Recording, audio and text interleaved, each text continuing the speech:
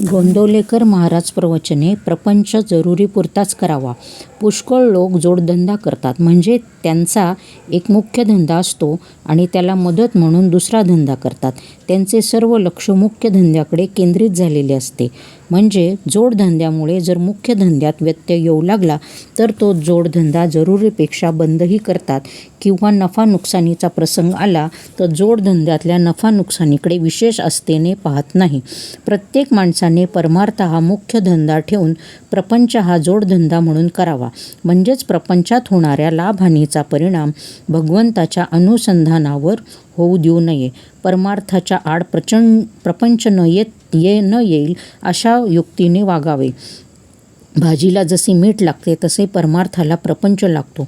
मीठ नसेल तर भाजी अळणी लागते, तर मीठ जास्त झाले तर भाजी खाववत नाही. त्याचप्रमाणे प्रपंच आणि परमार्थ यांचा संबंध आहे. काही लोक सवयीने मीठ जास्त लागते, तसे ज्यांना प्रपंचाची सवय झाली आहे त्यांना तो जास्त लागतो. त्यांची गोष्ट निराळी. पण ज्यांना प्रपंच नवीन सुरू करावयाचा आहे त्यांनी तरी तो बेतानेच करावा. भगवंत डोळ्यापुढे ठेवून वागावे. प्रपंचामध्ये व्यवहार जतन करावा खरा, पण प्रपंच हाच की सर्वस्व नव्हे. भगवंताचा विसर हा कोणत्याही कारणाने झाला तरी तो बरा नाही. मग प्रपंचात सुखसोयी असल्यामुळे तो हो, किंवा प्रपंचात दुःख असल्यामुळे हो.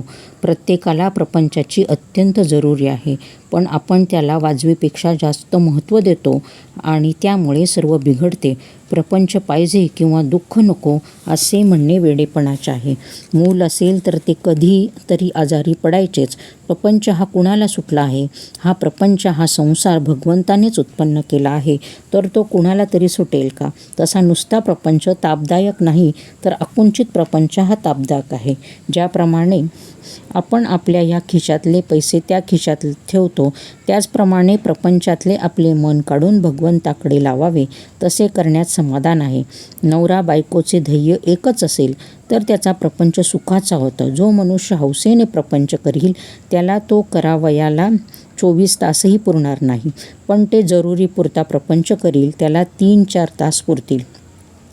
प्रपंचामध्ये कर्तव्याला चुकू नये, पण त्यामध्ये आसक्तीने गुंतून राहू नये. आपले व्यवहाराचे कर्तव्य मनापासून केल्यानंतर त्याचे फळ रामाकडे सोपवावे.